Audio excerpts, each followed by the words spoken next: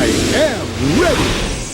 GMA Weather, serbisyong totoo ng GMA News. Mga kapuso, humina na at tuluyan ang nawala yung low pressure area na nagpaulan nitong weekend sa malaking bahagi ng Luzon. At muli na namang lumakas ang hanging amihan na nangangahulugan na hindi pa rin opisyal na nagsisimula ang dry season o tag-araw sa bansa. So sa paghina niyan ngayong linggo, posible na mga kapuso. May mga pag-ulan din dala ang hanging amihan bukas dyan sa malaking bahagi ng Luzon.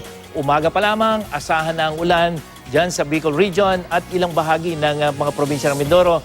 At pagdating ng hapon, ang Northern at Central Luzon naman ang uulanin.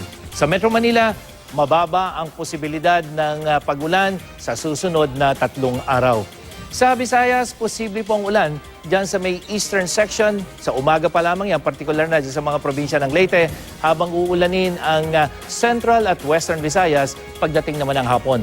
Habang sa Mindanao, makararanas din ng mahina hanggang katamtamang ulan ang Caraga at Davao Region bukas ng umaga yan at asahan ng ulan sa halos buong Mindanao pagdating naman ng hapon. Mga kapuso, alam nyo bang ika-150 taon nang nagsisilbi sa publiko ang Pag-asa? Una itong binuo noong taong 1865 at kasabay ng 150th anniversary ng Pag-asa ang selebrasyon naman ng World Meteorological Day.